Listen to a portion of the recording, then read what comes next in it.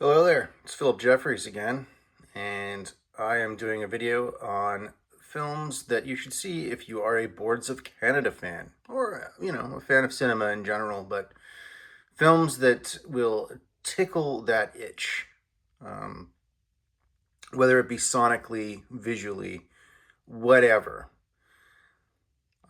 I'm not doing these videos because Boards of Canada are super hot right now. I've been into them for 24 years, and I'm like, oh yeah, I have a dormant YouTube channel that I would talk movies about, and sorry, I would talk about movies. As I've said in the last three videos, I'm waking up to, so cheers, good morning, America. I got myself a cup of Good Morning America. And we're gonna jump in with Alejandro Jodorowsky, Jodo.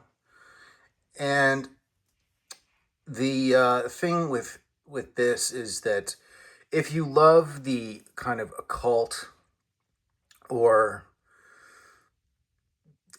esoterica of Boards of Canada, then you're going to love Jodorowsky. The Holy Mountain, I would say, is a great entry point. That was my entry point into Jodorowsky. El Topo, I think, is good, but not great. I think it's a pretty good film. I do like it, but it's an acid western, so that falls into what I'm talking about today. Visually, everything. I mean, I think you'll really dig this film, The Holy Mountain. I definitely recommend it. And where's the 4K? Umbrella Entertainment. They announced a 4K last year, and there's nothing's come to pass, which is okay. But Umbrella put out literally nothing this year that I've been interested in. Not a fucking release, not one. But this is actually Arrow Video. Look at the dent, and that's how it came. But this is not. It's not Arrow Video. It's Abco something. I don't know. Fuck. Anyway, so that's one recommendation. Before I get into any more, I should definitely point this out. Yeah, I'm aware that Morven Caller has Everything You Do is a Balloon in it, and this is a brilliant movie.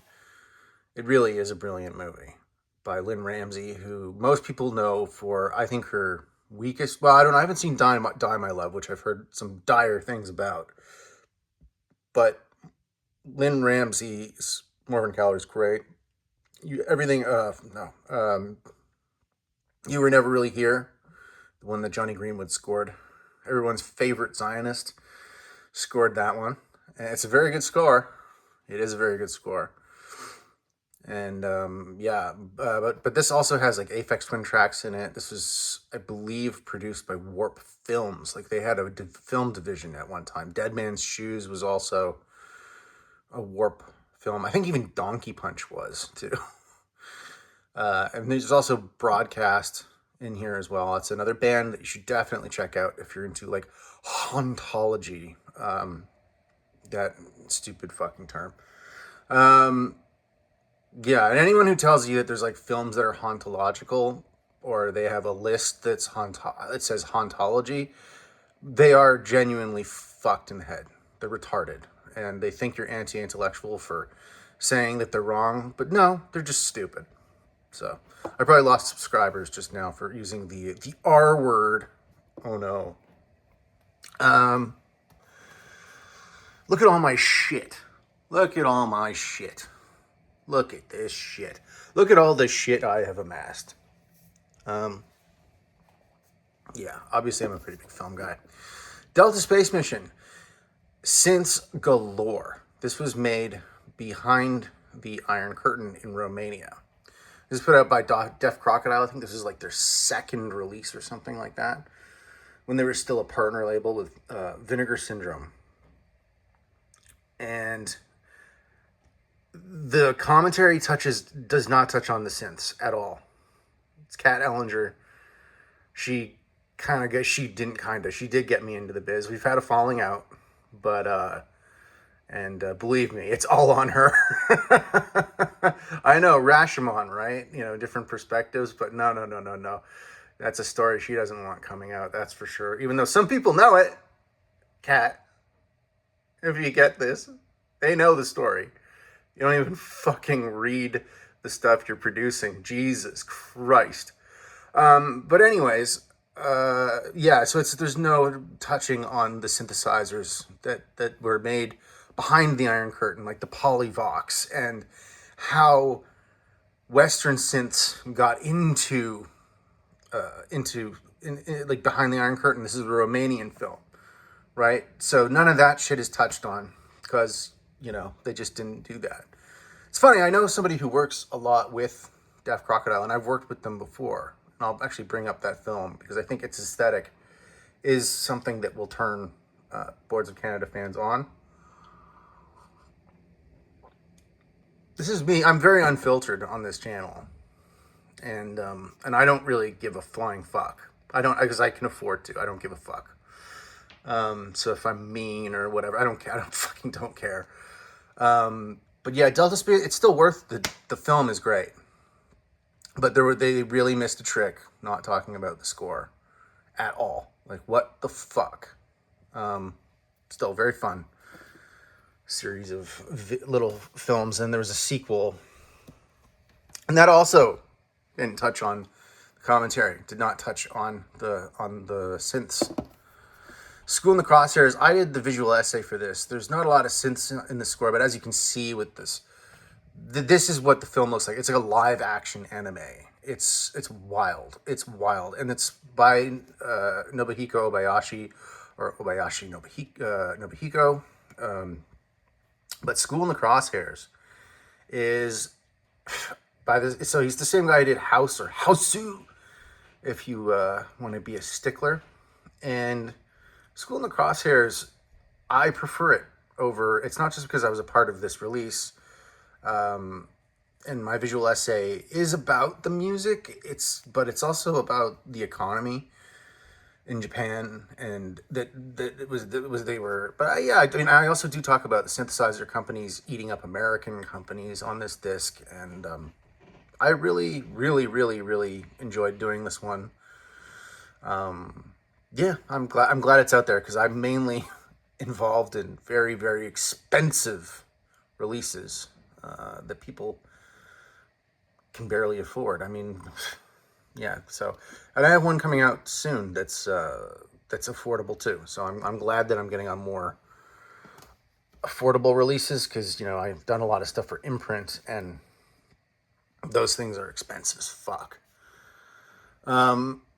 Phase 4 from Vinegar Syndrome with my mom's old pal Michael Murphy, by Saul Bass. Saul Bass was a great director in his own right. This is the only film he made, but he also did a lot of posters, and he also did he shot the test footage for Alfred Hitchcock's Psycho for the shower sequence, and Hitchcock just copied it, every cut he just copied Saul Bass. So it's not really Hitchcock's innovation. It's Saul Bass. And this, I'm pointing this out because it does have a Boards of Canada kind of aesthetic. It's that 70s feel, woozy kind of feel. Score's really good too. It mixes the electronics with the natural acoustic instruments. But I bring this up because there's a fella who did a remix of Deep Time, and it's called Tape 5 Reinterpretation, and the video is all stuff from Phase 4. It's cut up with Phase 4. It's really good. So shout out to that guy who did that video. It's very, very cool. A very good remix and a very good video, a very good cut up video. All right, Phase 4. Now, this is still available from Cauldron Films, the 4K of Conquest by Lucio Fulci. And, this is This comes in the wake of Conan the Barbarian. A lot of the Italian directors, the genre directors, dip their toes into this subgenre of, the sword and sorcery stuff. And this is one of the better ones. And the score by Claudio Simonetti, who I did my very first article that sort of got me onto discs, was on Claudio Simonetti, excuse me. And this score for this film is like a Boards of Canada album. It really is. And it comes with this on CD. It comes with this. And it's sequenced like a Boards of Canada album. I think he's touched it up a little bit to make it a bit more modern. I think he did go back, to be fair. But it really did remind me of Boards of Canada. So clearly an influence. And I didn't fucking pull it again because it's behind a whole, there's everything's double stacked, getting triple stacked. It blows, bro. But behind there is my Second Sight stuff. If you know Second Sight, they're quite these big boxes. And I didn't bring out the Hitcher, but Mark Isham, who did the score on that, was a huge influence on Tomorrow's Harvest. So no Hitcher, but you can find videos on that big box set all over the place. And so let's talk about very quickly, because I have brought these up on the channel before. They might be in my shorts, in my pants. But Panos Cosmatos, who I have a huge respect for, his father, George P. Cosmatos, just quickly, George P. Cosmatos, for reference, did Cobra with Stallone. And he also did the second Rambo movie. But his son is, and he did Tombstone as well, although the actors on that say he didn't really do much. But this was made with the residuals that Panos gets from Tombstone. And by God, Beyond the Black Rainbow is amazing. And I mentioned it yesterday, but yeah, the score is very Boards of Canada, the aesthetic. 1983, it takes place in the same universe as Mandy, which is right here. So Mandy's another one I would recommend.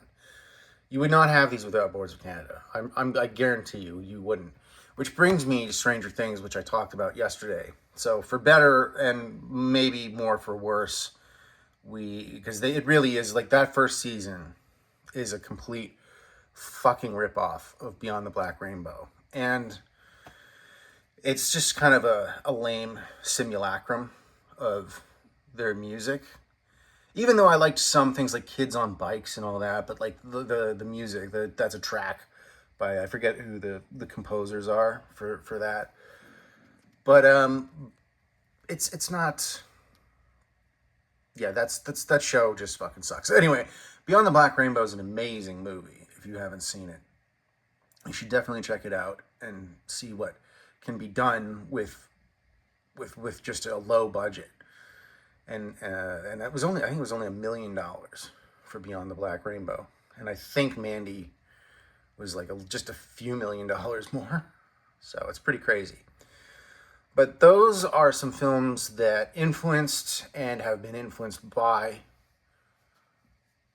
our band, Boards of Canada. So I hope I gave some of you a watch list for your letterbox, if you're on that. But I do want to welcome my I have a few new subscribers who are definitely Boards of Canada fans, and this isn't clickbait stuff. I'm a longtime fan of Boards of Canada, love them, and I'm just kind of inspired to talk about some other art that has inspired them and that they've inspired.